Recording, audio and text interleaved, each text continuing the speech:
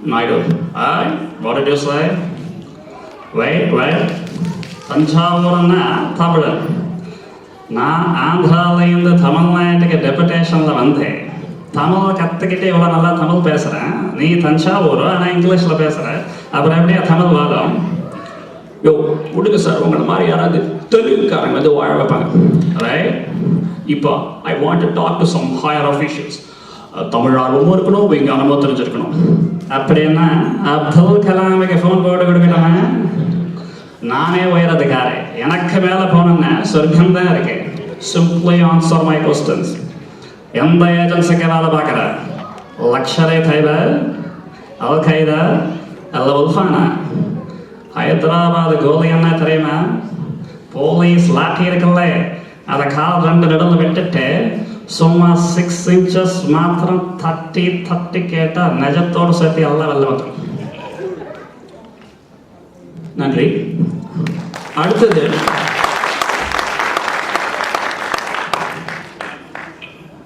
அடுத்தது வந்து ஒரு ஸ்பெஷல் சீஃப் கெஸ்ட் சொன்னேன். ஸோ இவரும் வந்து ஒரு வித்தியாசமான குரலுக்கு சொந்தக்காரர். ஆனால் வந்து நிறைய படங்கள் நடிச்சதில்லை. வினை தாண்டி வருவாயலா, அப்படி வினை தாண்டி வருவாயா அப்படிங்கிற படத்தில் வந்து கணேஷ்ங்கிற பேர் நடிச்சார். விடிவி கணேஷ், ஒரு வித்தியாசமான குரல். ஸோ அவர் வந்து என்ன பேசுறாரு அப்படின்னு பார்ப்போம்.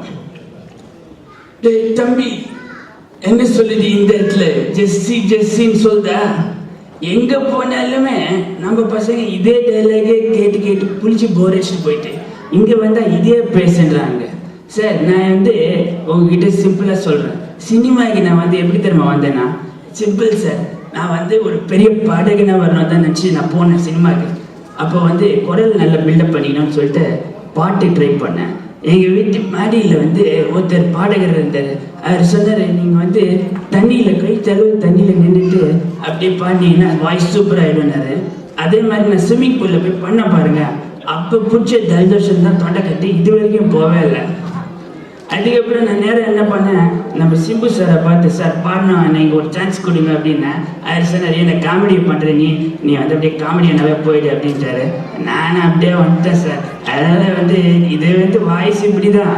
ஆனால் அந்த பாகவதரை மட்டும் தேடி தான் இங்கே வந்துருக்கிறேன். கையில் கீழே கச்சா அந்த கைமா தான். நன்றி.